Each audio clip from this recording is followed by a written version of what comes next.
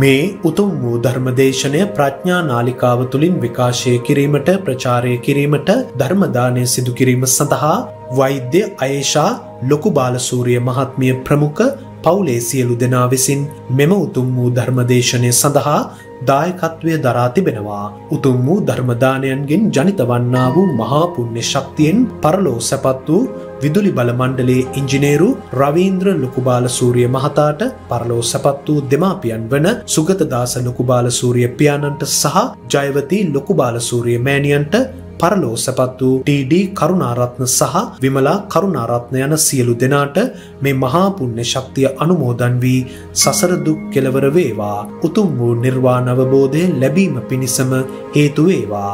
සුජීවත්ව සිටින ඥාති හිත මිත්‍රාදීන්ට ඉක්මන් භවයකදී නිර්වාණ අවබෝධය ලැබීම පිණිසම හේතු වේවා. ගෞරවනීය දේශකයාණන් වහන්සේට මේ භවයේදීම නිවන් මඟ සාක්ෂාත් වේවා කියා බලාපොරොත්තු වෙනවා. එසේම වේවා කියා ආශිර්වාද කරනවා.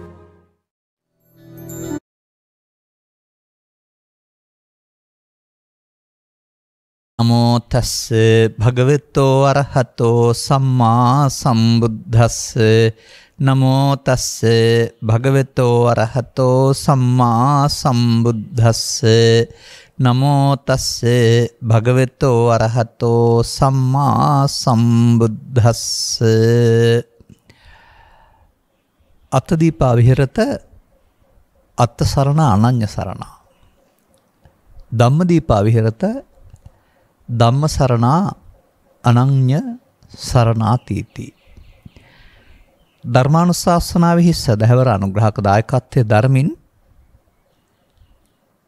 ධර්මානුශාසනාව පටිගත කරන අවස්ථාවට සහ සම්බන්ධ වෙන්නා වූ අනුග්‍රහක බවතුන් ප්‍රමුඛ මෙම මොහොත අපට සවන් දීම සඳහා අවධානය යොමු කළා වූ ප්‍රඥා නාලිකාවේ ශ්‍රාවක ශ්‍රාවිකා බවතුනි, මේ පඨම සහ ဒုတိ ය අතදීප සූත්‍රවල සඳහන් ප්‍රධාන ධම්ම පාඨයයි. ඉන් එහාටත් ඒකේ තිබෙන කාරණා පිළිබඳව මගේ මතකයේ තිබෙනවා, පොතපත නැතත් විවරණය කරගෙන යන්න. ඒ තුල පොතපතේ සඳහන් කාරණයට වචනට තවත් ඇතුළතින් කොටසක්, එහෙම නැත්නම් ඒ වචනම ගන්න නැතුව ඒ වචන ඇතුළත වෙන දේ පිළිබඳව පැහැදිලි කරමින් මෙම ධර්මදේශනාව අලුතින් කරන්නට, ගැඹුරින් කරන්නට මම කල්පනා කරන්නේ. මොකද මේවා අපි පළවෙනි වතාවට දේශනා කරපු ඒවා නෙමෙයි, සමහරට 10-12 වතාවක් 20 වතාවක් විතර කියලා ඇති.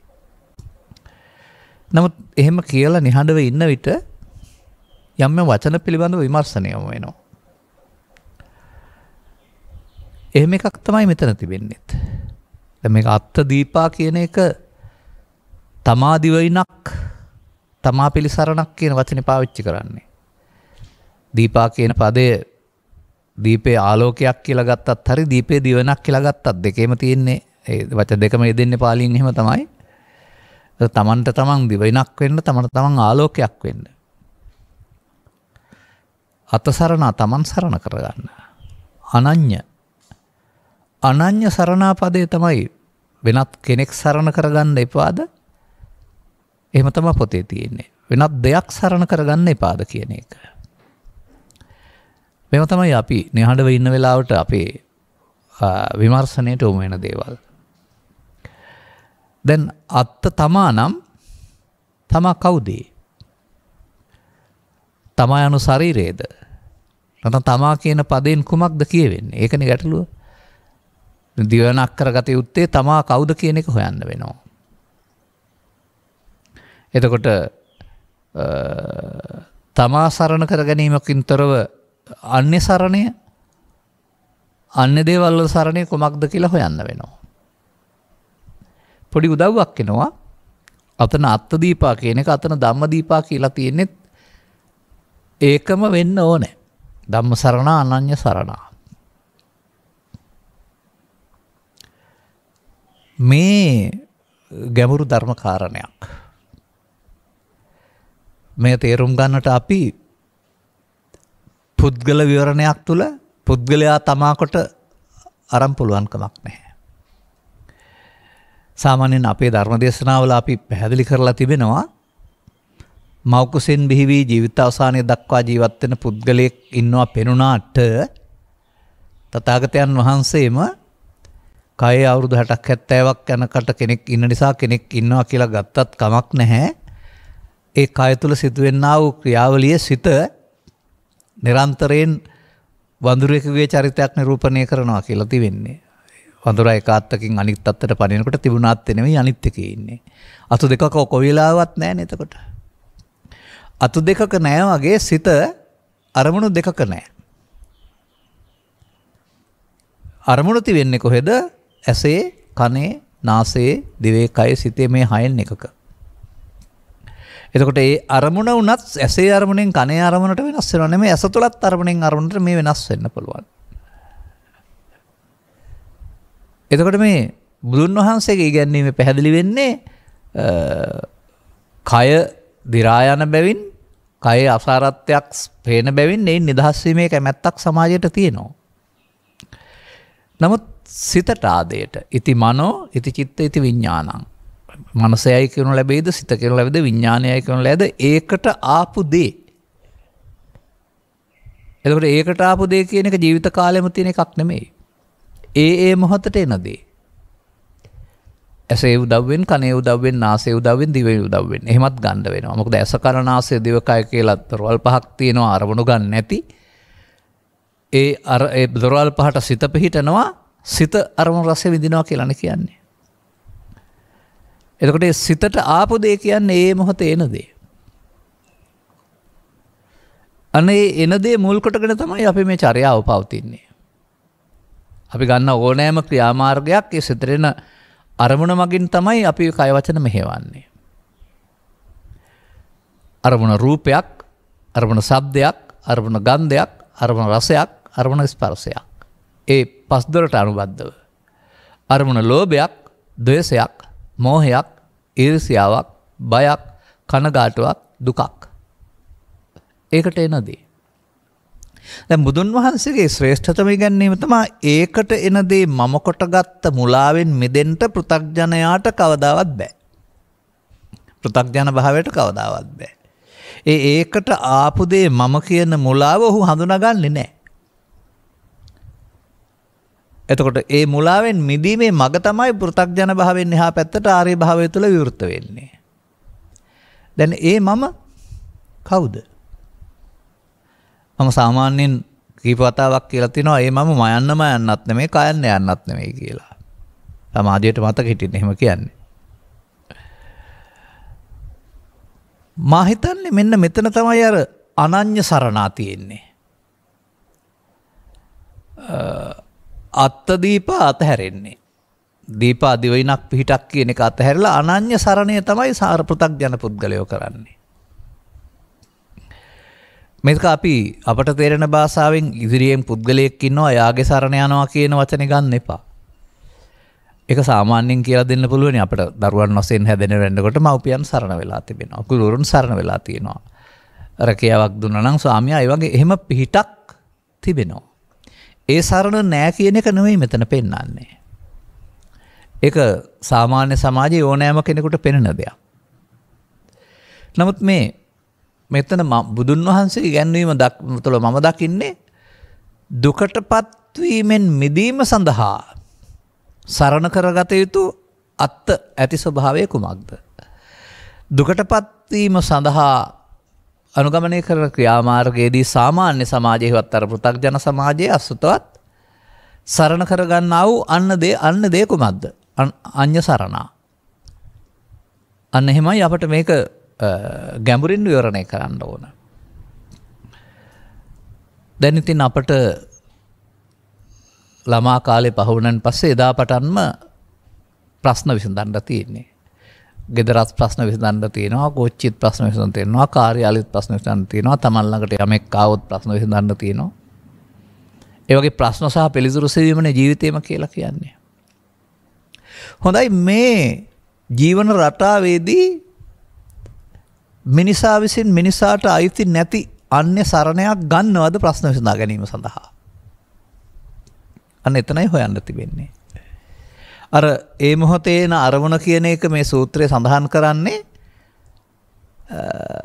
ඇසෙන්, කනෙන්, නාසයෙන්, දිවෙන්, කයෙන් එන අරමුණ තුළ සිදුවෙනා වූ ක්‍රියාදාමය පහකට විස්තර කරලා ඇසේ රූපය මුල් කොටත් වේදනා සංඥා සංකාර පහ. කනේ ශබ්දය මුල් කොටගත් වේදනා සංඥා සංකාර පහ. පංචස්කන්ධ ධර්මතාවය කියලා. හරි පංචස්කන්ධ ධර්මතාවයට එන දේවල් මොනවද ඊට පස්සේ? අන්න එතන තමයි මේ සමාජය දුකටපත් වෙන්න සරණ කරගන්න දේ වැරුණාම දුකෙන් මිදෙන්න සරණ කරගන්න දේ දන්නේ නැහැ. අර අඤ්ඤ සරණා කියන එක තමයි මිනිස් සාමාන්‍ය සමාජයේ ගාව තිබෙන්නේ.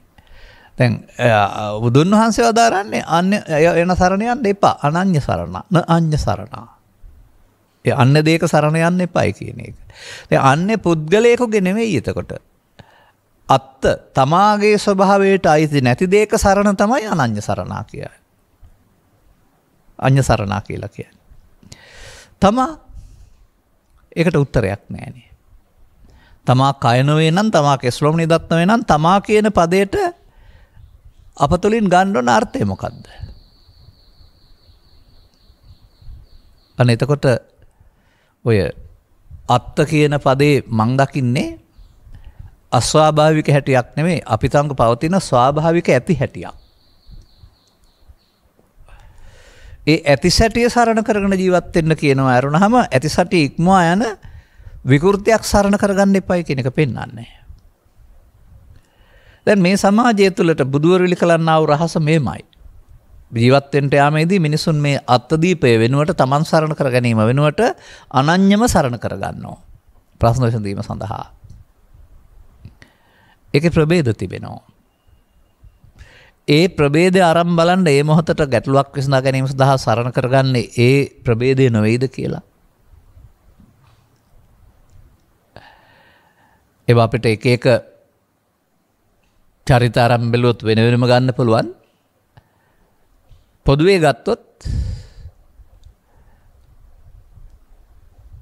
මිනිසුන් කොහොමද නැත්තම් සමස්ත සමාජය කටයුතු කරන්නේ? මා කියන්නම්. ලෝභයෙන්, ද්වේෂයෙන්, මෝහයෙන්, බයෙන්, වෛරයෙන්, ක්‍රෝධයෙන්, ඊර්ෂ්‍යාවෙන්. හොඳයි ඒවා සරණ කරගන්න නැද්ද Tamanට මුහුණ දෙන්න සිදුවෙන අභියෝගවලදී ප්‍රතිචාර දැක්වීම සඳහා? අපි මේක දැන් ශාස්ත්‍රීය පදේ ගනිමු. මේ දවස්වල නිරන්තරයෙන් ධර්ම දේශනාවල මම මේක ඉදිරිපත් කරනවා. කාමයන්ගේ ආසක්ත බව හේවත් ඒවැ සාමාන්‍ය ස්වභාවයේ ඉක්මවා යන විකෘති ස්වභාවය කාම විතර්කය. තව මොහොතක කෙනෙක් සමග ඇති වුණා වූ අකමැත්ත අහිත ව්‍යාපාද විතර්කය හේවත් තරහව. තව ටිකක් එහාට දියුණුනොත් එහෙම ඒ සඳහා තමන්ට තිබෙන පුංචි දෙයක පටන් ගුරුහරුමක මන්තරක ගුරුකමක පටන්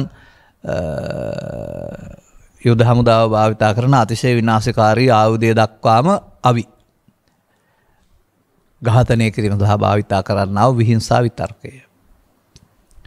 දැන් බලන්න අන්නර සාමාන්‍ය සමාජයේ මේව නේද සරණ කරගන්නේ කියලා. ඒකයි අඤ්ඤ සරණා. එතකොට ඒ තැන්වලදී බයෙන් කටයුතු කරනවා, තරහෙන් කටයුතු කරනවා, වෛරයෙන් කටයුතු කරනවා, ලෝභයෙන් කටයුතු කරනවා, ඊර්ෂ්‍යාවෙන් කටයුතු කරනවා, ගුණමකමින් කටයුතු කරනවා. බලන්න අඤ්ඤ සරණා නෙමෙයිද තියෙන්නේ කියලා සාමාන්‍ය සමාජයට. ඒ Taman නෙවෙයි. ඒ Taman කොටගත්ත වෙනත් දෙයක්. දැන් ඒකට එන දේ මම කියන පදෙන් හොයාගන්න බලන්න. තරහ ආපුවම එහෙනම් තරහ තමයි බුදුන් වහන්සේ පෙන්වන්නේ මම කියලා. බය ආපුවම බය තමයි මම කියලා පෙන්වන්නේ. ලෝභය ආපුවම ලෝභය තමයි මම කියලා කියන්නේ. අන්නේ විදිහට Tamanගේ කය වචන මෙහෙවන්නා වෙන කෙනෙක් බවට පත් වුනහම අනඤ්‍ය සරණා වෙන කෙනෙකුගේ සරණ. ඒක අපිට හොයාගන්න පුළුවන් තැනකුත් තියෙනවා. ඒතං මම ඒතෝහං අස්මින් ඒසෝ මේ අත්තා. අර ඒතං කියන්නේ කයට නෙවෙයි. එයට. ඇසෙන්, කනෙන්, නාසයෙන්, දිවෙන්, කයෙන් ඒ මොහොතේ ආපු අරමුණ තමයි ඒතං. එතන් මම ඒක මගේ වුණා. එතන් අහං අස්මින් ඒසෝ මම මගේ වුණා. ඒසෝ මේ අත්තා. ඒ පදෙත් හොඳට තේරුම් ගන්න. ආත්මයක් නෑ කියන වචනේ තමයි මම අහලා තියෙන සමාජයේ අනාත්ම කියන පදයට දීලා තියෙන සරල සිංහල අර්ථය. ඒක පුද්ගලයෙක් වශයෙන් බලලා වෙන්නේ නැති කය ආත්මයක් නෑ කියලා හිතනවා ඇත්තේ. නමුත් මෙතන බලන්න ඕනේ එහෙම නෙමෙයි.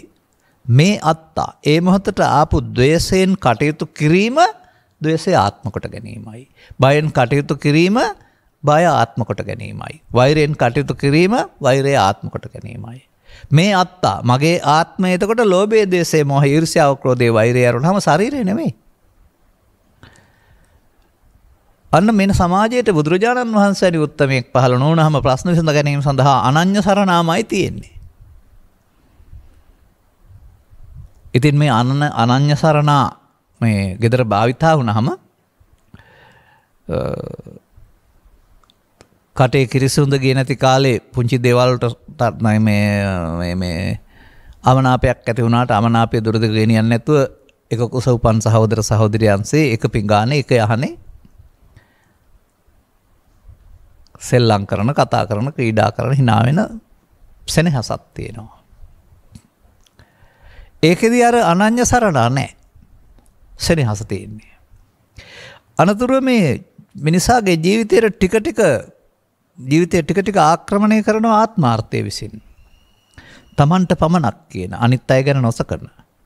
මෙන්න මේ ආත්මාර්ථය හැමෙදී මේ සහෝදර පිරිස ඊට පස්සේ තමන්ට තියෙන දේවල් සම්බන්ධයෙන් බෙදා හදා ගන්නට බෙදීමේ අසාධාරණත්වය මුල් කොටගෙන වැඩියෙන් අයිති කරගෙන මුල් කොටගෙන ඔන්න දැන් අනඤ්‍ය සරණා එනවා. ඊර්ෂ්‍යාව, ලෝභය, ක්‍රෝධය, වෛරය පලි ගැනීම. අම්මලා තාත්තලා ගම්බින් බලලා පවුල් දෙකේ පසුබිම ගැලපෙනවයි කියලා වයස ගැලපෙනවයි කියලා උගත්කම් ගැලපෙනවයි කියලා ගලපනවා. ඔය පොතකක් තියනවලු 20ක්ද කොහෙද කොටු ගහලා ඒ 20න් 18ක් 15ක් ගැලපෙනවා නම් ඉතා හොඳයි කියලා වගේ 20ම ගලවන්න බෑ කියලාත් කියනවා. ඔය ගලපලා ඉතින් තීරණය කරනවා. හැබැයි ගලපලා එක්තැන කරපුවාම එදා ඉඳලා නොගැලපීම් මතුවෙන්න පටන් ගන්නවා. ගැලපීම්තර ගැටුමක් නැහැ. නොගැලපීම් එතන ලවුන් දුරස්ත කරනවා. මේ නොගැලපීම් මොනවද එතකොට? අනඤ්‍ය සරණා නේද?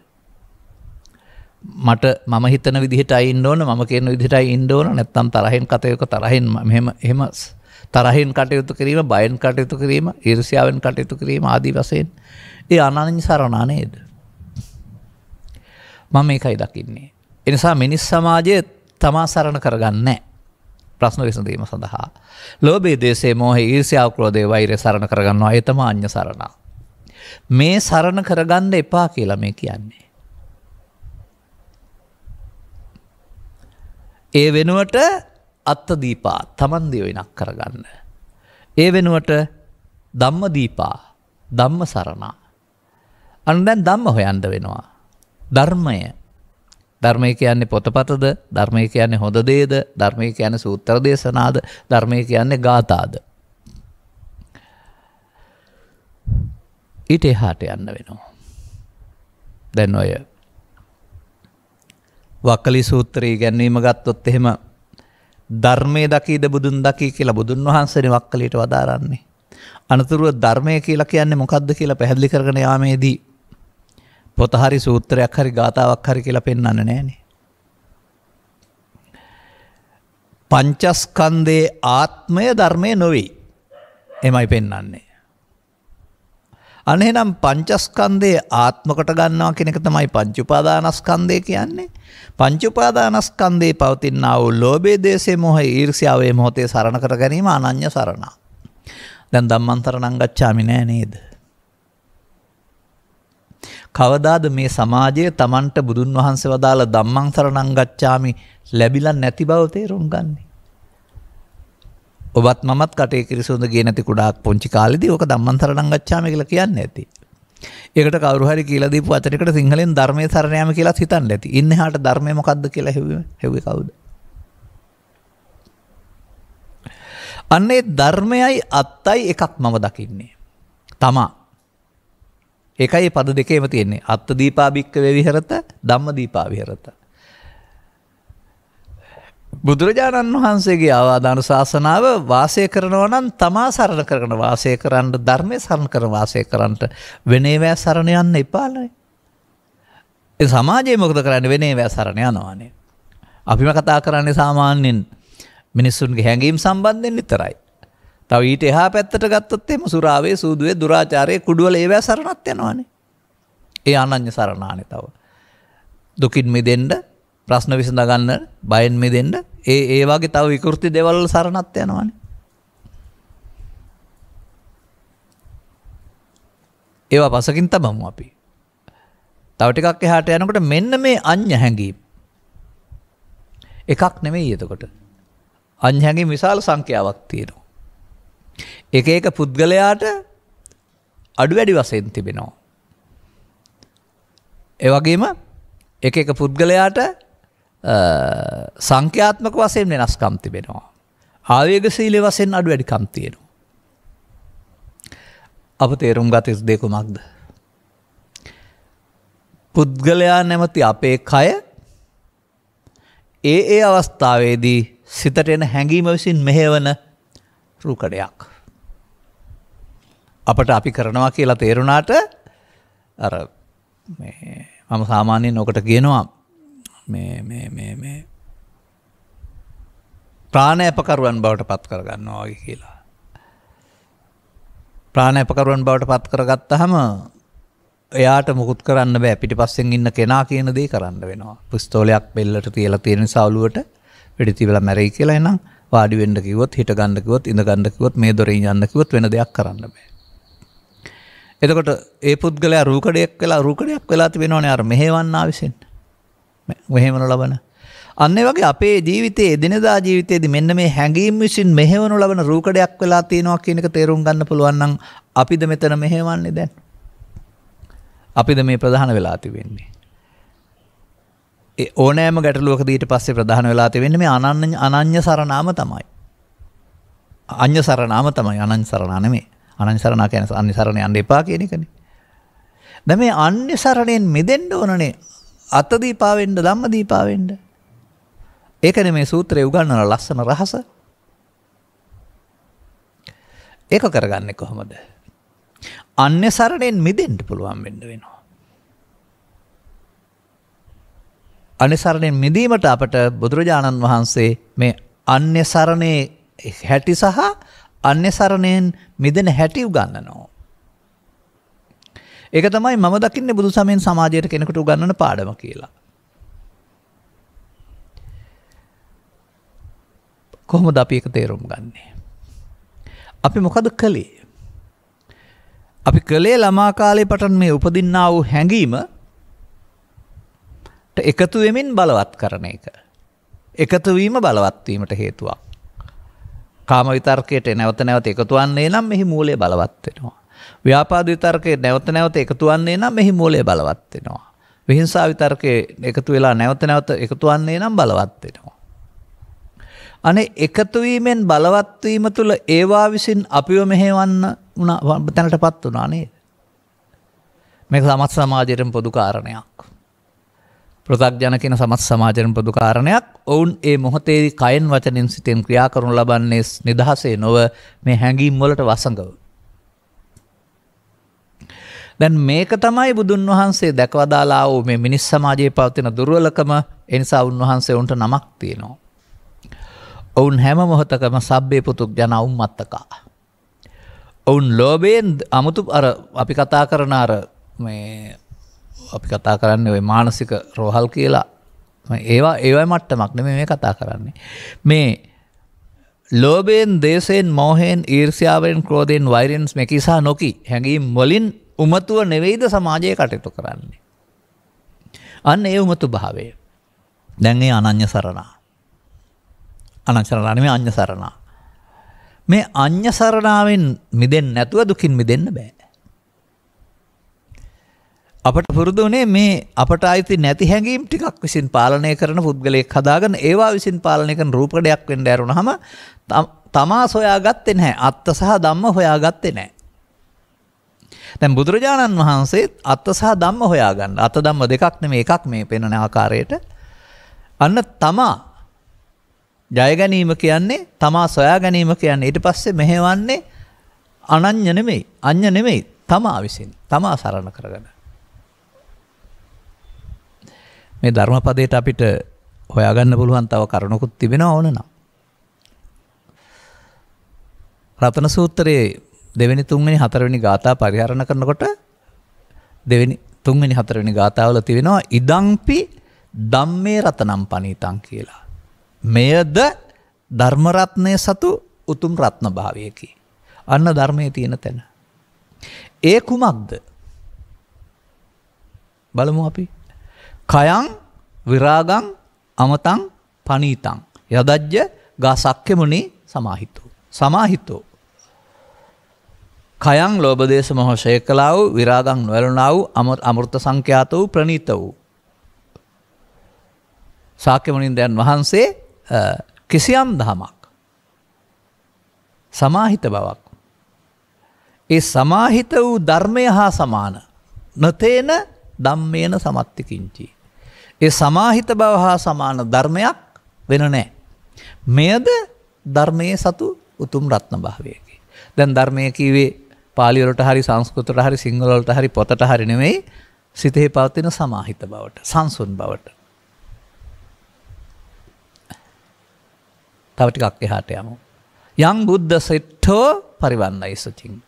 ශ්‍රේෂ්ඨ බුදුරජාණන් වහන්සේ කිසියම් විශේෂයෙන් වර්ණාවක් පරිවන්නයි විශේෂයෙන් වර්ණා කළේද සුචින් සමාධි.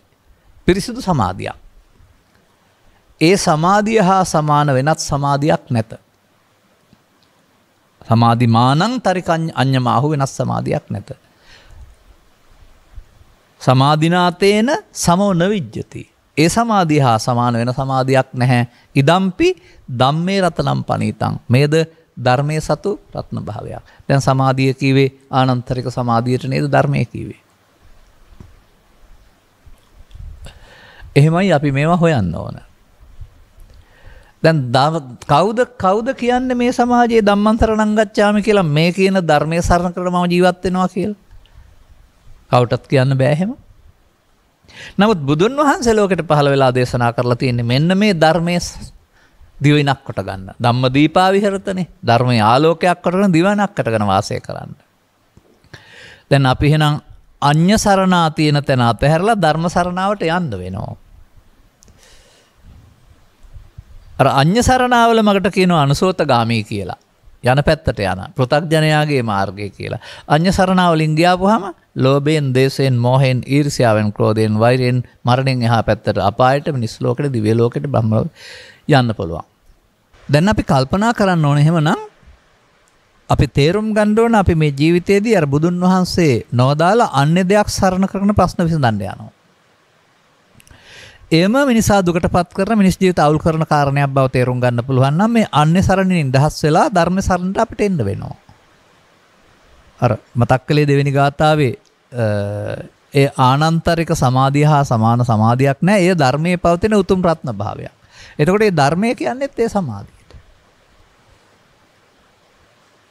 ආනන්තරික සමාධිය කියලා කතා කරන්නේ මේ සිතට එන දේවල් අතහැරීම තුළින් එන දේවල් අලිහට ගන්න නැති වෙන්න අතහැරීම තුළින් ලැබෙනා වූ සංසුන් බව. සමාහිත. සමාහිත බව මුල් කොටගෙන කටයුතු කරන්න කියන එක මේ අත්දීපා කියලා කියන්නේ. ඒ තමයි තමන්ගේ ඇති හැටිය. දැන් බුදුරජාණන් වහන්සේ බුද්ධත්වයට පත් වීමෙන් 아무තු විකෘති දෙයක් හොයාගත්තේ නැහැ. තමාගේ ඇති හැටි හොයාගත්තා. අපට උන්වහන්සේ ඇති හැටියට මුහුණ ද කටයුතු කරන්න කියනවා. අපි ඇති හැටියට වෙනකොට නැති හැටියක ජීවත් වෙන්න බලනවා. ඉතින් ඇති හැටියක ජීවත් වුණා නම් දුක නැහැ. නැති හැටියක ජීවත් වෙන්න ගියාපුවාම ඒ වායේ විපාක වාරයට මුහුණ දෙන්න සිද්ධ වෙනවා. ඒක නැති හැටියක විපාක වාරය තමයි කර්ම විපාක කියන්නේ. මෙලොව වශයෙන් ගත් කල ලැබෙන්නා වූ නොයෙක් කරදර හිරිහැර පීඩා චිත්ත පීඩා ආදී දේවල් පරලොව වශයෙන් ගත් කල ඒ අදාළ කර්මයට අදාළ පරලෝ ගමන භවගාමීත්වය දෙවියන් අතරට හෝ මිනිසුන් අතරට හෝ අපාගත සත්වයින් අතර ඒ අන්‍ය දෙයක් සරල කර ගැනීමනේ විපාකයනේ. මෙන්න මෙහෙමයි මම මේක දකින්නේ. නමුත් මේ අන්‍ය දෙයක් සරණ කර ගැනීම වටහා ගන්නට අපාගත සත්වයින්ටත් බෑ, දෙවියන්ටත් බෑ, බ්‍රහ්මයින්ටත් බෑ. එනිසා උන්ට ගිය තැනින් ඒක විඳිනව ඇරුණාම ඒ සරණ කරගෙන ජීවත් වෙනව ඇරුණාම වෙනස් කරගැනීමේ හැකියාව අපට තිබෙන්නේ. මේ අන්‍ය දෙයක් සරණ කරගෙන ජීවත් වෙන ප්‍රතිපදාවට ධර්මයෙන් සඳහන් කරන අනුසෝතගාමී වුන් යන පැත්තට යන අය. අර ඔවුන්ට තමයි බුදුන් වහන්සේ වදාළේ සිතට එන දේන් මම කොටගත් එකෙන් අන්න හදාගත්ත මමක්. එයින් මිදෙන්න බෑ. එතකොට ඔවුන් හදාගත් එක මම වුණාට ඒක අන්‍ය සරණයක්. වෙන සරණයක්. අන්‍ය සරණය ලෞකිකයි, අන්‍ය සරණය දුක් දුම්නස් ගෙන දෙන සුළුයි. ඒ නිසා අපි අන්‍ය සරණය අතහැර ධම්ම සරණයට යමු. අත්ථ සරණයට යමු. මේක තමයි බුදුදහම යෝජනාව. මේ සඳහා අපට පිළිවෙත් පුරන්න වෙනවා. මාර්ගයක් ගන්න වෙනවා. මොකක්ද? පෙර කළ දේ නොකර ඉන්න වෙනවා. පෙර කළ දේ මේ අදහසක් ආපුවම ලෝභයෙන්, ද්වේෂයෙන්, මෝහයෙන්, ඊර්ෂ්‍යාවෙන්, ක්‍රෝධයෙන්, වෛරයෙන් මෙහෙවන්නේක් බවට පත්වීම. අපිට ඒකට එකතු වෙලා ඉන්නේ. ඒ එකතු වීම තමයි බලවත් වීම, එකතු වීම තමයි අන්නේ සරණය කියලා කියන්නේ. දැන් මේ හැඟීම් ටික ජීවිතෙන් බැහැර කරන්න ඕන නැද්ද? දැන් බුදුරජාණන් වහන්සේගේ තවත් සූත්‍රයක් ගත්තොත් එහෙම නිබ්බානං කියන පදයට ලෝභක්කේ, දේසක්කේ, මෝහක්කේ කියලා නේද පෙන්වන්නේ. අර එහෙනම් අන්‍ය දේවල් නේද ලෝභ, දේශ, මෝහ කියන්නේ. ඒවැ සරණ නිසා නේද දුක් ගෙනත් දෙන්නේ. ඒවා ෂේ කරන්න කියලා නේද පෙන්වන්නේ. අන්න ලබාගත් ජීවිතේ ජීවත් වෙන ගමන් වෙන මොකුත් නවත්තන්න කියන්නේ නැහැ. කැම්බීම් ඇඳුම් බැලඳුම් රැකියා නවත්තන්න කියන්නේ නැහැ. මෙන්න මේ අන්‍ය කාරණා ටික සතුරු හමුදාව අපට වද දෙන මේ පිරිස ජීවිතෙන් බැහැර කරන්න. අන්න ඒ සඳහා තමයි ලෝකයාට බුදුවරයෙක් කරුණාම අනිත් කිසිදු ආගමික ශාස්ත්‍රයකට මාවත හොයලා දෙන්න බැරි වුණේ. මන්දයත් මෙහෙම සිත කය දෙකට බෙදාගෙන මේ හැඟීමට එකතු වීමෙන් බලවත් වෙන බව උගන්වන දහම් පෙළක් ලෝකේ පොත්වල මම දකින්නේ නැහැ. බුදු සමය සූත්‍ර දේශනාවල මේකට පෙළ දහම කියලා කියන්නේ මේ පෙළ දහමෙන් අන්‍ය සරණට වැටෙන හැටි පෙන්නනවා. ඒ කියන්නේ ඔබේ ප්‍රමාදය ඔබට පෙන්නනවා බුදුරජාණන් වහන්සේ. එයයි ප්‍රමාදය. දැන් මෙය නොවෙන්න ඒක තමයි ප්‍රමාදය. අන අපිට මේක පළමුව මේ කාරණේට අවශ්‍ය මৌলিক පදනම් දෙකක් තිබෙනවා. මේ අපි හඳුනා ගැනීම මේ කරන්නේ. අපද මේ කටයුතු කරන්නේ අපි රූකඩයක් වශයෙන්ද කටයුතු කරන්නේ කියන එක සත්පුරුෂයින් විසින් කරුණු පැහැදිලි කරලා දෙනවා. එහෙනම් සත්පුරුෂ ඇසුර කියන්නේ මේ කරුණ පිළිබඳව කරුණු පැහැදිලි කිරීමට.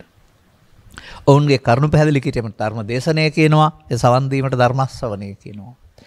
මේ පිළිබඳව මේ කරුණු තේරුම් ගැනීමට ශ්‍රවණය කිරීම කියන මට්ටමේද ලංකාව තිබෙන්නේ ධර්ම ශ්‍රවණය අතින්? එහෙම නැත්නම් චරිත කතාවක්, ජාතක කතාවක්, අතීත කතාවක්, පරණ සිද්ධියක් අහලා සාදු කියලා ගෙදර යන සමාජයකද තාමත් බොහෝ දෙනා ඉන්නේ.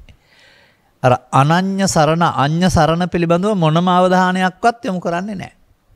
Tamanට දුක් ගෙනත් දෙන්නේ මෙන්න මේ මෝඩකම් ටික නිසා. මේක ජීවිතෙන් අයින් කරන්න බුදුරු පහල වෙලා උදව් කරන්න කියන එක පිළිබඳව කී දෙනාද හිතන්නේ? අර සුදු ඇදගෙන හරි මල් අරගෙන හරි පොය දවසට හරි ඒ වස් වලට විහාරස්ථාන වලට යන එක ආගමික ජීවිතය කියලා කතා කරනවා. නමුත් අර අන්‍ය සරණේ එහෙමම තියෙනවා ජීවිතයේ ගෙදරට ආපුවම නැත්නම් අනිකුත් කාරණාවදී ලෝභය, දේශය, මොහ, ඊර්ෂ්‍යාව, ක්‍රෝධය, වෛරය ඒවැ සරණේ තියෙනවා. අන්න ඒවයින් මෙදීමටනේ ධර්මයේ සරණ ඕනේ. එතකොට මම දකින්නේ ආගමික ජීවිතය කියලා අර බාහිර ක්‍රියාකාරකමකට වඩා මෙන්න මේ තුනට එකතු නොවන ජීවිතේ. එහෙම නැද්ද තියෙන තේ හොයාගන්න තැනක් තිබෙනවානේ. අනත්ත ජනනෝ ලෝභෝ, අනත්ත ජනනෝ දෝසෝ, අනත්ත ජනනෝ මෝහෝ. ගාථා තුනකම තියෙන අනර්ථයක්ම ජනනය කරයි. ඒ ලෝභ දේශ මොහ තුන සිත ප්‍රකෝපමත් කරයි. ලෝභ දෝසම් චිත්ත ප්‍රකෝපනෝ. බයං අන්තරතෝ ජාතං ඇතුළත බයක් ඇති වෙන බව ඒ පුද්ගලයෝ දන්නේ නැහැ. අර පෙන්වන්නේ අන්‍ය සරණේ විපාක. ඊළඟට පෙන්වනවා ලෝභෝ අත්තං න ජානාති, දෝසෝ අත්තං න ජානාති, මොහෝ අත්තං න ජානාති. මේ තුනෙන් මොසපත් වුනහම අර්ථයක් යහපතක් දකින්නේ නැහැ. ධම්මං නපස්සති. අන්න අර පෙන්වන ධර්මයේ පේන්නේ නැහැ එතකොට. ඇයි? යං ලෝභං යං දෝසං යං මොහං සහතේ නරං සහතේ නරම් මුසපත් වූ විට පුද්ගලයා අන්දන් තමන් තදා හෝති අන්දෙක්. මේ අන්ධ භාවය නේද බුදුරජාණන් වහන්සේ මේ සමාජයට පැහැදිලි කරන්න පෘථග්ජන භාවය කියලා. දැන් වෙන්න ඕන කාරණාවත් ඊළඟ ගාථාවල පෙන්වනවා. යෝච ලෝභං පහන්තාන ලෝභනීයේන ලුබ්බති. යෝච දෝසං පහන්තාන දෝසනීයේන දුස්සති. අරපන් යමෙක් මේ ප්‍රහාණය කිරීම සඳහා ලෝභ විය යුතු තැන ලෝභ නොවන්නේද? ද්වේෂ විය යුතු තැන දෝෂ. අන්න ඒකයි අපි ඉගෙන ගන්න ඕනේ. විය යුතු තැන නොවන්නේ කෙසේද?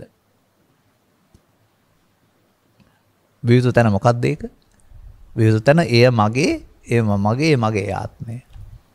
ඒතන් මම ඊතමස්මින් ඒ සොමේ අත්තා තමයි මේ ලෝභ විය යුතු තැන, දෝෂ විය යුතු තැන මම බවට පත් වෙලා තියෙන්නේ. එතකොට ඒකට එකතු වෙලා කය වචන මෙහෙයවමින් අපි ත්‍රිවිධ විතර්ක බලවත් කරන සමාජයක ජීවත් වෙනවා. නමුත් තථාගතයන් වහන්සේගේ පහන සංඥාවල උගන්වනවා ත්‍රිවිධ විතර්කයේ පහන සංඥා.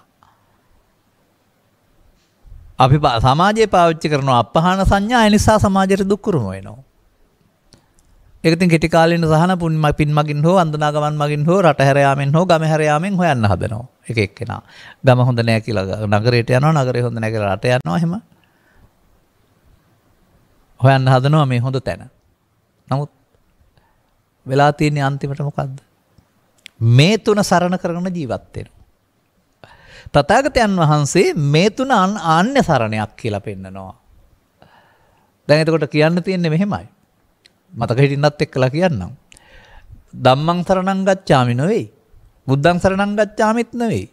සංඝං සරණං ගච්ඡාමිත් නෙවෙයි. ලෝභං සරණං ගච්ඡාමි, දෝසං සරණං ගච්ඡාමි, මෝහං සරණං ගච්ඡාමි. අන්න අන්‍ය සරණය. මෙයාට තිත තියන්න කියලා නේද උගන්වන්නේ. මෙයාට තිත තියන්න අතීතයට ගොස් බෑ. අනාගතේ උදා වෙන්නෙත් නැහැ. මෙයා මතුවෙන්නේ වර්තමානයේ. අපේ එදිනෙදා ජීවිතය තුළ අවදි වූ තැන් පටන් නින්දට යනතුළු තම තමන්ගේ ශේස්ත්‍රය තුළ තමයි මෙයා සැඟවිලා වල මතුවෙන්නේ. සැඟවුනේ අපිමයි සංගවගත්තේ. අපිමයි එකතු වීමෙන් බලවත් කිරීමෙන් ලෝභ මූලය, දේශ මූලය, මොහ මූලය බලවත් කළේ. ඒ නිසා තමයි ගැටෙනකොට එන්නේ. අන්න දැන් ඔබේ මම බුදුරජාණන් වහන්සේ මම කියන්නේ ඔකට නෙමෙයි දැන්. ඔබේ මේ මම තමයි ඔබට ජාති ජරා ව්‍යාධි ශෝක පරණ දුක් ඔක්කොම ගෙනත් දෙන්නේ. බලන්න බුදුරණගේ පැහැදිලි කිරීම මිනිසුන් කොතරම් සත්‍යයෙන් ඈතට ධර්මයෙන් ඈතට ගිහිල්ලා අන්‍ය සරණක් තුළ සැප හොයනවා කවදාවත් හම්බ වෙනවද? තව පහළට යන්න මනුස්සකමත් අහිමි වෙලා සතාසතුන් බවට පත් වෙන්න වෙනවා. මොකද ඒ තරමට අර ලෝභ මූල, දේශ මූල, මොහ බලවත් වුනහම ඒ අන්‍ය සරණේ විපාක. දැන් ඒ මිදෙන්න අතදීපා තමාට තමන් ආලෝකයක් වෙන්න. ධම්මදීපා දිවිනක් කරගන්න. ඒක කොහොමද කරන්නේ? දැන් මෙන්න මෙතනදී මේ தത്വයට එන්න අර தത്വය බැහැර කරන්න වෙනවා. අර චිත්ත අභ්‍යන්තරයේ තියෙන බලවත් ආවේගශීලී ස්වභාවය සංගවා ඉවර කරන්න බෑ. සංගවි තිබෙනවා නම් කවදා හරි එළියට එනවා. ආවෙලාවට එකතු නොවීමෙන් බැහැර කළ හැකි කියන එක බුදුන් වහන්සේ තේරුම් ගත්තා. ආවෙලාව කොයි වෙලාවද කියන්න බෑ. අවදි උතෙන් පටන් නින්දට යනතුරු ඇසෙන්ද කනෙන්ද නාසෙන්ද දිවෙන්ද කයෙන්ද තමන්ගේ මේ සංසුන් ස්වභාවය වෙනුවට මේ නොසන්සුන් ස්වභාවය එන්නේ. අන්න ඒ ආපු කෙනා පිරිසුදු තමා නොවන බව දැනගන්නට අපට සිහියක් තියෙන්න වෙනවා. දැන් මේ සිතට ආව එකට කියනවා uppannam kama vitakkan, uppannam ව්‍යාපාද විතක්කම්, uppannam විහිංසා විතක්කම් කියලා. uppannam කියන්නේ ආපු එකට. දැන් සාමාන්‍ය බණ තේරෙන්නේ නැති සමාජයට උන්වහන්සේ යොදනවා ඔබ කරන්නේ මෙන්න මේකයි. අදිවාසීති පිළිගත්ත එක. බැහැර කරන්න ඕන කියලා කල්පනා කරන්නේ නප්පජහති. විශේෂයෙන් හික්මවා ගන්න ඕන කියලා හිතෙන්නේ නැහැ න විනෝදේති. මේන් මිදෙන්න ඕන කියලා කල්පනා කරන්නේ නැහැ න බ්‍යන්ති කරෝති. ආයෙත් මේ වදේ ඉදු වෙන නිසා සිත ඇතුලෙන් තිබ්බොත් සිත ඇතුලෙන් තියන්නේ නැත ඉවර කරන්න ඕන කියලා කල්පනා කරන්නේ නැහැ න අනභවං ගමේති. වෙන පු탁ජන පුද්ගලයන්ගේ දර්ශනේ බුදුදහමේ උගන්වන ත්‍රිවිධ විතර්කයේම අදිවාසේති නප්පජහති න විනෝදේති න බ්‍යන්ති කරෝති න අනභවං ගප්ති. එහෙනම් උන් අපහාන සංඥානේ. ඔවුන් එහෙනම් ඒවා මුල් කොටගෙන සසර ඇවිදින්න වෙනවා. බුදුබණ නොතේරෙන තාක්කල් සසරක් හදන්න නේද පුළුවන් මිනිස්සෙන්ට. පවිනුත් හදන්න පුළුවන්, පිනිනුත් හදන්න පුළුවන්, ධානයනුත් හදන්න පුළුවන්. ඔබට මේ දේශනාවට පෙර දේශනාවක් අහන්න ලැබෙවි. ඒක මම ඔක කියලා තියෙනවා. මේ බුදු සමය කියලා කියන්නේ පුණ්‍ය පාප පහින මේ දෙකම ප්‍රහීන කරන්නේ කොහොමද කියලා උගන්වන එක කියලා. ඒක අහලා බලන්න. මතක ඇති දැන් තමහර විට. දැන් මේ කටයුත්ත තමයි අපිට බුදුන් වහන්සේ පවරන්නේ. අන්න තමන් තමයි මේක වැඩි දියුණු කරගත්තේ. තමන් තමයි මේකෙන් වෙහෙසට පීඩාවට පත් වෙන්නේ. තමන්ම මේ උගුලෙන් ගැලවෙන්නට ඕන. ඒ සඳහා බුදුරජාණන් වහන්සේ විශේෂ න්‍යායක් හොයන තියෙනවා. සිත සම්බන්ධයෙන්. බුදුන් වහන්සේ පහළ වුණාට පස්සේ සිතේ පවතින න්‍යායක් නෙවෙයි ඒක. ඒක මිනිස් සිතටයි තේරුම් ගන්න ලැබෙන්නේ අනිත් සිත් වලටත් ඒ න්‍යාය හරි. තථාගතයන් වහන්සේ අංගුත්තර නිකායේ ඒක නිපාතේ මේ න්‍යාය පැහැදිලි කරනවා නාහං භික්කවේ අඤ්ඤං ඒක ධම්මං පිසමරුපස්සාය. මහන්නේ මම මගේ බුදු වැසින්වත් දකින්නේ නැහැ. යං ඒවං ලහු පරිවත්තං යත ඉදං චිත්තං.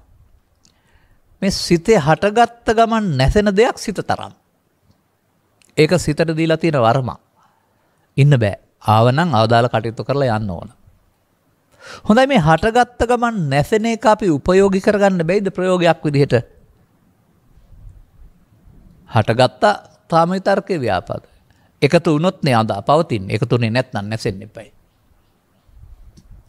අර බුදුරජාණන් වහන්සේගේ නාදිවාසේති පජහති කියන එකේ තේරුම ඉවසන්න එපා බැහැර කරන්න කියන එකේ තේරුම එකතු වෙන්න එපා කියන එක නේද?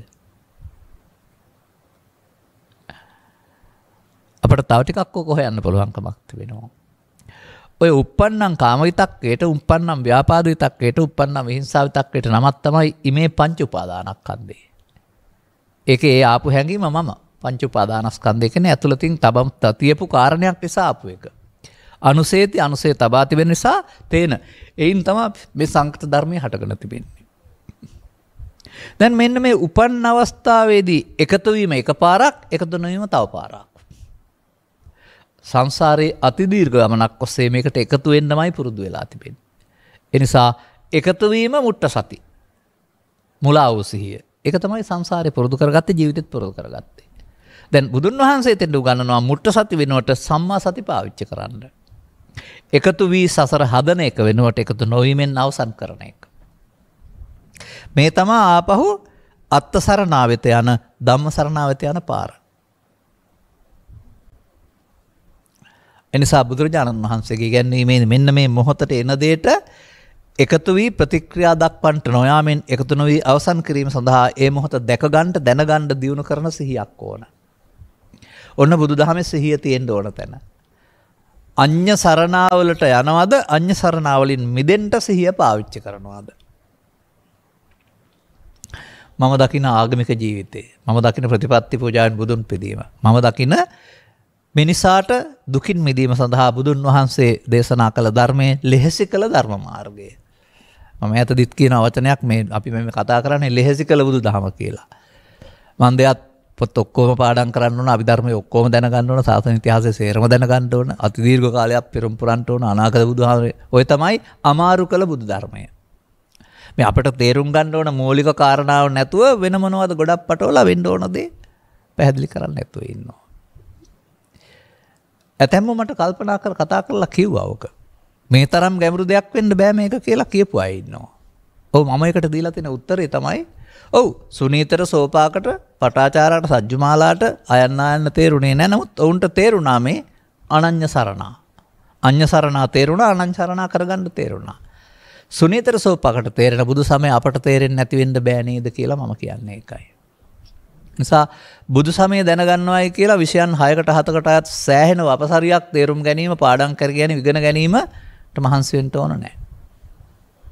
මෙන්න මේ අත්ත දීපා විහෙරත අත්ත සරණා ධම්ම දීපා විහෙරණ ධම්ම සරණා අන අඤ්ඤ සරණා වෙන සරණක් යන්න එපා කියන එක එපා කියපු දේ නොකර ඉන්න දැනගන්න ඕන.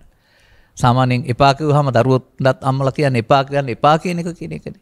දැන් බුදුන් වහන්සේත් දාරනවා එහෙනම් ලෝභය, දේශය, මෝහය, ඊර්ෂ්‍යාව, ක්‍රෝධය, වෛරය ප්‍රශ්න විසඳා ගැනීම සඳහා සරණ කරගන්න එපා. ඒ අඤ්ඤ සරණ. ඒ වයින් මිදුනහම ඒ තමා. ඒ තමන්ට ওই බාහිර කාරණා මොකක්වත් ප්‍රශ්නයක් වෙන්නේ නැහැ. ප්‍රතික්‍රියා දක්වන්න වෙන්නේ නැහැ, වදින්නෙත් නැහැ, රිදෙන්නෙත් නැහැ. ඕක තමයි බුදුන් වහන්සේ ඔය සමාහිත හිතකට පැමිණීම තුළින් ලෝක ධර්මතාවයන්ගේ පීඩණයටපත් නොවන තත්වයක් පැහැදිලි කරලා තිබෙන්නේ. දැන් අපට චිත්තාභ්‍යන්තරයේ පීඩණයටපත් වෙන්න හේතුවක් තිබෙන නිසා අදාළ කරුණු හමු වෙන හැම මොහොතකදීම අපි අඬනවා, දොඩනවා, වැළපෙනවා, කලබල වෙනවා, නොසන්සුන් වෙනවා. ඒකේ හේතුව චිත්තාභ්‍යන්තරයේ තියෙන අපි හිතන්නේ බාහිර කාරණයක් කියලා. නෑ. බාහිර කාරණයට කියන්නේ ප්‍රත්‍ය කියලා. හේතුව තමන් ළඟ. බුදුරජාණන් වහන්සේ සරියුත් මහ රහතන් වහන්සේලාට ප්‍රත්‍ය තියෙනවා, හේතුව නැහැ. හේතු නැති නිසා බාහිර ධර්මතා පුට්ටස්ස ලෝක ධම්මෙහි චිත්තං අස්සන කම්පති. දැන් උන්වහන්සේලා අත්ත සරණා සහ ධම්ම සරණානේ. ඔබත් කවදා හරි හිතන්න බුදුහාමුදුරන්ගේ ධර්මයේ ධම්මං සරණං ගච්ඡාමි කියන්නේ පොතක් නෙවෙයි කියලා. ඔන්න ඔය ධර්මයේ සරණ කරන ජීවත් වෙනවා කියන එක. ධර්මයේ සරණට යන්න ඊර්ෂ්‍යාව, ක්‍රෝධය, වෛරය ෂය වෙන්න ඕන. අන්න අපි ධර්මයට යන්න මේවා ෂය කරන පාරේ ඉන්න වෙනවා. අන්න බුදුරජාණන් වහන්සේ මේවා සම්බන්ධයෙන් කය අය නෙමෙයි කය උගන්වන්නේ. පෘථග්ජන පුද්ගලයා මේක අය බවට පත් කරගන්නවා. බුදුන් වහන්සේ මේක වැය කරන හැටි පෙන්නනවා. අන්න මේ තබා තිබෙන දේවල් හිතට එනවා. අවදි වූතෙන් පටන් නින්දට යනතුරු ඔබ මේවට වහල් වී ඒවා විසින් මෙහෙවන රූකඩයක් වෙනවාද? ඒවා බැහැර වෙන්න අරිනවාද එකතු නොවීමෙන්? මේ එකතු වී පවත්තන එකට තමයි නිත්‍ය සුඛ ආත්ම කියලා කියන්නේ. හෙවත් මගේ ආත්ම කොට ගන්නවා කියන්නේ එකතු වෙනවට. එකතු නොවෙනවා නම් එයාට යන්න ඕනනේ හිතින් මොක ඉන්න බෑනේ. ලහු පරිවත්තන් යටතේ හටගත්ත දෙයට එකතු වෙනවා නම් එයා යන්න ඕන. ඒක වෙන්න බැයිද පංච උපාදානස්කන්ධය අනිත්‍ය කියලා කියන්නේ. මෙතෙන්ට එන්නේ නැතුව මේක වැරදි පාරෙන් හිතාගත්ත වැරද්ද නිසා ධර්මයේ බරපතල වුණානොටම දැන් මේකේ ලොකු දෙයක් නැහැ නේද? තේරුම් ගන්නවා නම්. එහෙම නිසා නේද ලක්ෂ 8කින් ලක්ෂ 5ක් කුරුරට යන්නේන ගමන් මේ ත්‍රිවිධ විතර්කෙන් මිදෙන්න සතිය පාවිච්චි කරයි කියලා තියෙන්නේ. එහෙම නිසා නේද වේකනස් වැනි සූත්‍රයක ඔබ වහන්සේ ඔය කියන බණ අහලා සිත සංසිඳවා ගත්ත අනාගාමී හිටින දන දක්වා සංවේද ගත්ත කියලා තියෙන්නේ. අය භික්ෂූන් අතර, භික්ෂුණීන් අතර, උපාසක පිරිස අතර, උපාසිකාවන් අතර, කාමභෝගී පිරිවෙන් අතර, කාමභෝගී කාන්තාවන් අතර, බ්‍රහ්මචාරී පිරිවෙන් අතර, බ්‍රහ්මචාරී කාන්තාවන් අතර එක්කෙනෙක් දෙන්නෙක් 10ක් 100ක් නොව දහස් ගණනක් ඉන්නවා කියලා බුද්ධ වචනයත් ත්‍රිපිටකයේ තියෙන්නේ. එසේ බොහෝ දිනාට පහසු වුණා වූ මේ තමා සරණ කරගන්නා වූ ප්‍රතිපදාව අපට අහිමි වුණේ ඇයි? අපි අසරණ වුණේ ඇයි? දැන් මතක් වෙනවද? මේ සසර දනව්වේ අපි අසරණ වෙලා වගේ හිතට දැනෙනවා බුදුහාමුදුරුවනේ. දැන් මේ අසරණ භාවයෙන් මිදෙන්න ඕනනේ. අසරණ භාවය තමයි අර එන හැඟීමෙන් නිදහස් වෙන්න හැකියාවක් දන්නේ. ඒ හැඟීමට එකතු නොවීමෙන් සිද්ධ වෙන දේ අනිත්‍ය කියන්නේ අපි දන්නේ නැහැ. කෙස් වල හරි, ලොම් වල හරි, මල් වල හරි, බුලත් වල හරි වෙනස් වෙලා යන එක, පර වෙන එක අනිත්‍ය කියලා ඉගෙන ගන්නවා. ත්‍රිපිටකයේ තියෙන පංච උපාදානස්කන්ධය අනිත්‍ය නොනින් බලන්න. අපි බලන්නේ කෙස් වල, ලොම් වල නිය. කොහෙද මේ ඉන්නේ සමාජයේ? එනිසා මිනිසාට දුකින් මිදීම සඳහා අනුගමනය මතුකොට අනුගමනය කළු ප්‍රතිපදාවක් කියලා දෙන්න වෙනවා. ඒකට ස්ත්‍රී පුරුෂ භාවයේ වළංගු නැහැ, ගිහි පැවිදි භාවයේ වළංගු නැහැ. වැටහීම සහ නොවැටීම විතරයි වළංගු වෙන්නේ. අවශ්‍ය වෙන්නේ වැටහීම.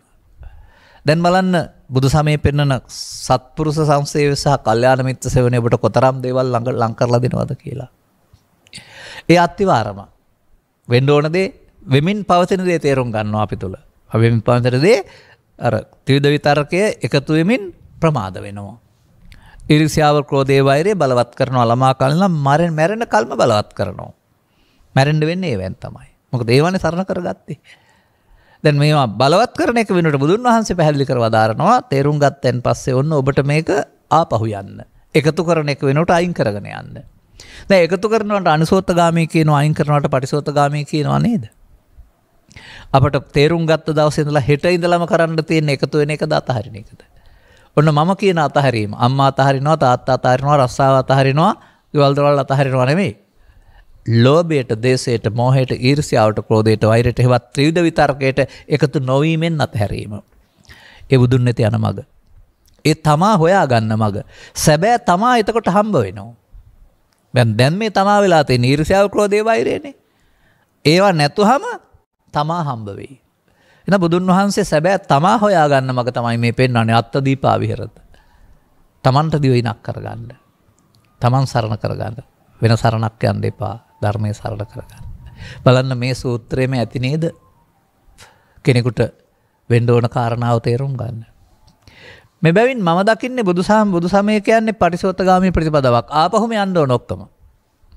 ඒ ආපහු යන අය ඉන්නවා නම් මම ඔබට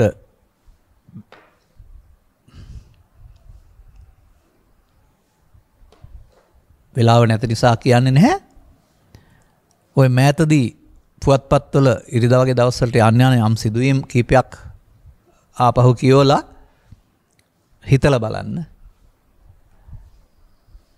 මිනී මැරුම් හරි ඝාතන තව හරි නැත්තම් තව අපරාධයක් හරි තව මොනවා හරි කාරණා තියෙනවනේ සමාජයේ. ඒවා පිටුපස පුද්ගලයෝද ඉඳලා තියෙන්නේ ව්‍යාපාද විතර්කයයි විහිංසාව විතර්කයයිද කියලා. කාම අපරාධයක් නම් ඒක පිටුපස ඉඳලා තියෙන්නේ පුද්ගලයාද කාම විතර්කයේද කියලා. දැන් මේ ලෝකේ දුකටපත් කරන්නේ මිනිසා විසින් බලවත් කරන ලද කාම විතර්කයේ ව්‍යාපාද විතර්කයේ විහිංසාව විතර්කයේ නම් ඒ තුන මිනිස්සුන්ගෙන් හිතෙන් ප්‍රහාණය වුණ දවසට මේ ලෝකේ සංසුන් වෙන්නේ නැද්ද සතුටුදායක වෙන්නේ නැද්ද? භික්ෂුව පමණක් ඒක කරගත්තාම ගම හරියනවද? නැහැ. ඒක භාවිතා කරන අය එයින් අත මිදෙන්න වෙනවා. දැන් භාවිතා කරන අය සරණ කරගන්නේ අඤ්ඤ සරණා එයින් මිදුනහම තමයි Taman සරණ කරගන්නේ. දැන් එතකොට ගැටලුවක් තියෙනවා නම් නීතිය සරණ යරුණාම ඊර්ෂ්‍යාව ක්‍රෝධය වෛරය සරණ යන්න බුදුදහමේ අවසර නැහැ.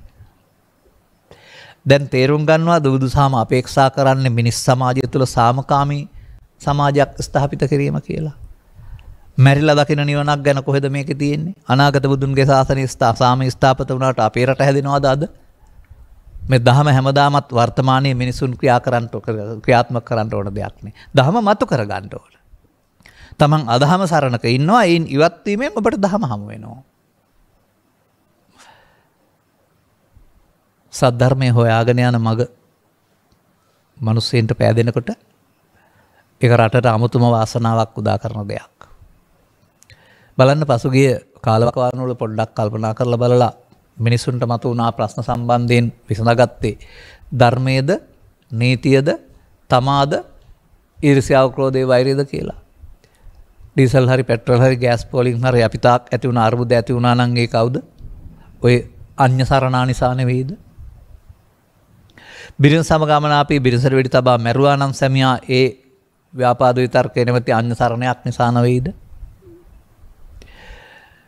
අසල්වාසය සමගමනාපී දුරදිග ගිය බහින් බස් වීමක් නිසා එක්කෙනෙක් ඝාතනය වුණා නම් ඒ අඤ්ඤ සරණා නැත්තම් ව්‍යාපාද විතර්කේ නෙමෙයි දේ කරදරේ කරලා තිබෙන්නේ. මුදලාලි සමග අමනාප වීම තුළින් මුදලාලට කරදර කරන්න ආපු පාරිභෝගිකයා සේවක පිරිස අතින් මැරුම් කෑවා නම් ඒ මැරුම් කෑවේ අඤ්ඤ සරණා නිසා නෙවෙයිද? මෙසේ Tamanගේ හිතේ උපදින්නා වූ උත්සන්න වෙන හැඟීම් විසින් නෙවෙයිද මේ අපරාධ කරන්නේ? ඉතින් ඔකට මල් පූජා කරලා හරියනවද? අපි තෝරන්නේ එහෙම එකක් නේ. මල් පූජා කරන එක පව් හරි වැරදි කියන්නේ නෑ මම. නමුත් ඕකට මල් පූජා කරාට උත්තරේ හරියන්නේ නෑනේ. ඔකට චෛත්‍ය හැදුවට උත්තරේ හම්බ වෙන්නෙත් නෑ. ඔකට නිවන් ප්‍රාර්ථනා කළාට උත්තරේ හම්බ වෙන්නෙත් නෑ. තථාගතයන් වහන්සේ වදාන්නේ මිනිසුන්ගේ සිතින් මේ තුන් දෙනා බැහැර කරන්න. කාම විතර්ක ව්‍යාපාද විතර්ක. ඒක ජීවත් වෙන මිනිස්සුන්ට ප්‍රායෝගික ප්‍රතිපදාවක්. ජීවත් වෙන මිනිසුන් විසින් ප්‍රායෝගිකව අනුගමනය කරන්න ඕන දෙයක්. එහෙම බුදුදහම කියලා කියන්නේ ප්‍රායෝගික දෙයක්. වෙනගෙන කාගෙන් හරි ඉල්ලන දෙයක් නෙවෙයි. නමුත් සමාජයේ බැලුවොත් එහෙම ওই පූජනීය ස්ථානවලට ගිහිල්ලා කොඩිය එල්ලලා තව ಜಾති කරලා කොච්චර දේවල් ඉල්ලනවද? මම දන්නේ නැහැ ඒව සම්බන්ධයෙන්. එහෙම ඉල්ලන අය ඉන්නවා හැම දෙයක්ම ඉල්ලනවා. නමුත් අපිට මෙන්න මේ මෝඩකම් ටික අතහරින්න පුළුවන් නම් ඊට පස්සේ අපිට තමා හමු වෙනවා. තමාගේ ඇති හැටියට හමු වෙනවා. අන්න තමා සරණ කරන ජීවත් වෙනකොට අර තවත් කෙනෙක් එක්කලා ඔය කියන දුර්දිග යන ගැටුම් ඇති වෙන්නේ නැහැ. ධර්මයේ සරණ කරන ජීවත් වෙනකොට ඊර්ෂ්‍යාව එවන් නැති තැනනේ ධර්මයේ තියෙන්නේ. ලෝභක්කය, ද්වේෂක්කය, මෝහක්කය ෂේ වුණාම නිවීම තියෙනවා කියන්නේ.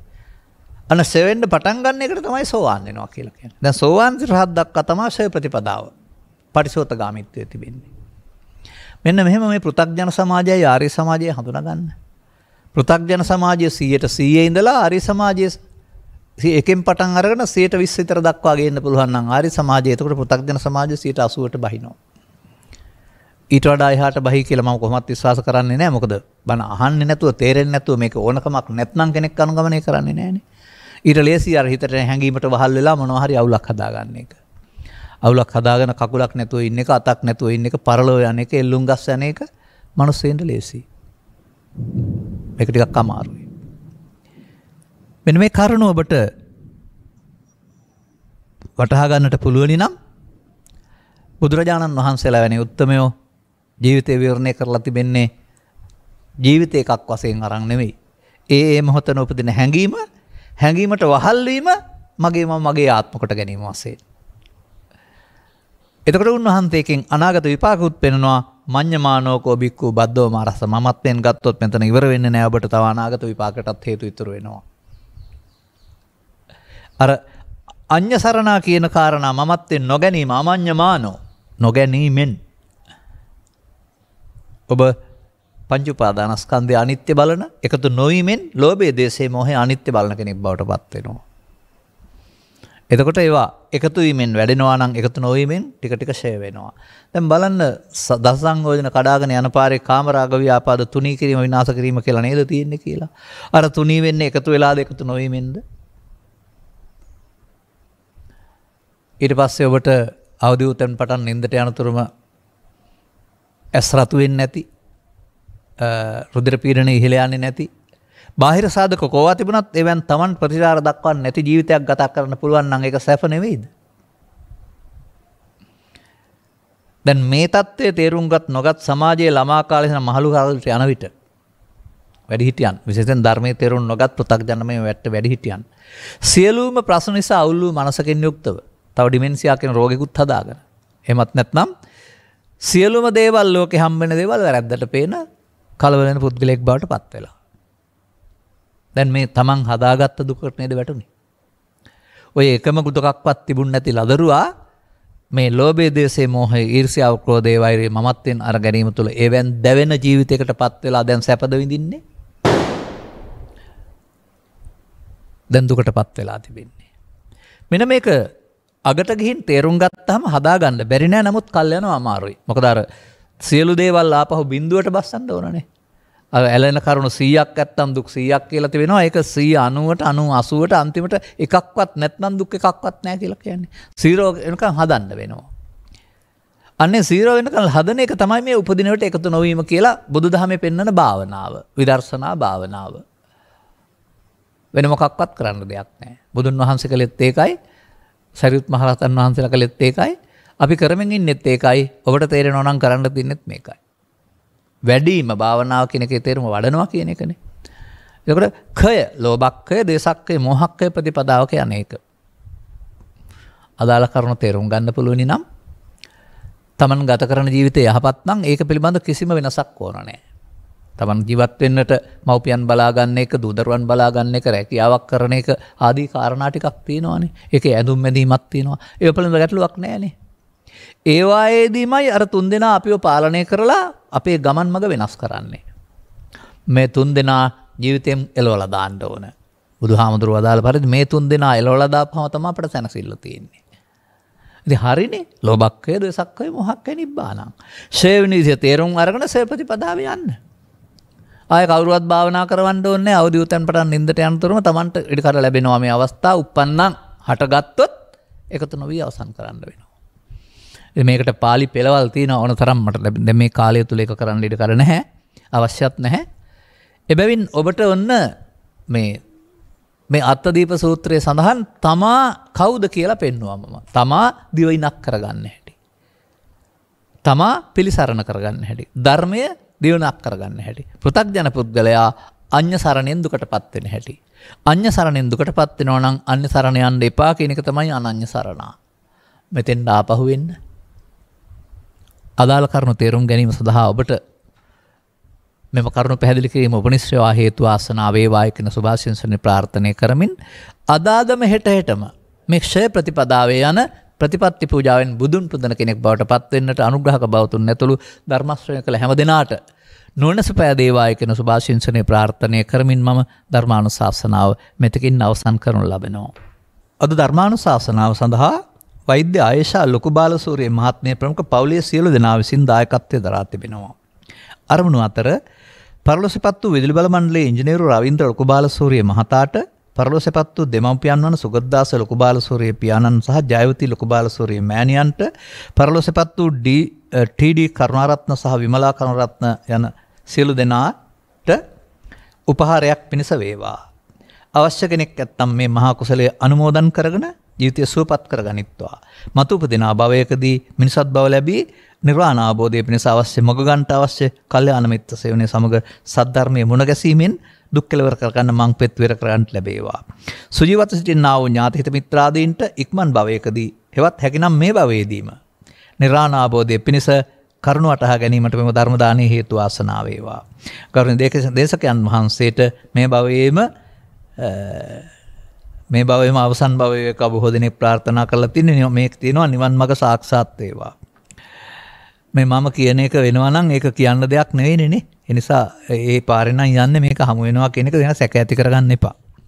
එබැවින් මූලිදායකත්වයන් දරා දිනෙවෙන් කරගෙන ධර්ම දේශනා කරවා ගැනීමෙන් ධර්ම දාණයෙන් ඒ වගේම සහභාගී වීමෙන් දහම් පඬු පූජා කිරීමෙන් ජනිත කරගත්තා වූ ආනිසංස මත පිහිටා ඔබගේ පරලොසිපත් මේ වැඩිහිටි ඥාතිහිත මිත්‍රාදීන් ගෞරවයෙන් සිහිපත් කරන්න පවුල් වලට කළ මෙහෙවර වෙනුවෙන් පරලෝකීය ගමනේදී පින නැමැති උදව්ව අවශ්‍ය තැනක වාසය කරත්නම් පින් අනුමෝදන් කරන ජීවිතය සුවපත් කරගනිත්වා. එතනින් මේ අඳුර දුර වෙන්නේ නැහැ. එතනින් චුත වෙන දවසකදී මිනිසත් බව ලබා මුලදීම කල්යාණ මිත්‍ර සේවනයේ ලැබ මේ අඤ්ඤ සරණා වෙනුවට ධම්ම සරණා තෝරගන්ට ලැබීම තුළින් ඔවුන්ටත් නිවෙන සැනසෙනක ජීවිතයක අගේ වටහා ගන්නට ලැබේවා. අනුග්‍රහක බවතුන් වශයෙන් ඔබ හැම දෙනාගේ ජීවිත මෙලොව වශයෙන් තවදුරටත් නිදුක් වේවා, නිරෝගී වේවා, සුවපත් වේවා, දීර්ඝ සම්පන්න වේවා, එනේන ගමන් මන් රැකිය ආදී කටයුතු යහපත් අනාගත බලාපොරොත්තු සඵල වේවා. දරුවන්ගේ අධ්‍යාපන කටයුතු සාර්ථක වේවා. රෝග පීඩා දුරු වී කල්යාණ මිත්‍ර සේවන ලැබී ත්‍රිලක්ෂණයේ ගැඹුරු වටහා ගැනීම තුළින් අනුගාමී ප්‍රතිපදාවක් තුළ බුදු සමයේ පෙන්වන මේ තමා සරණ කරගෙන මංපිත් විවර කරගන්නට හේතු ආසනාව වේවායි සාදු කියලා ප්‍රාර්ථනා කරගන්න. සබ්බීතියෝ විවජ්ජන්තු සබ්බ රෝගෝ විනස්සතු මාතේ බවත් අන්තරායෝ සුඛී දීඝායුකෝ භව. හැම දිනාටම තෙරුවන් සරණයි.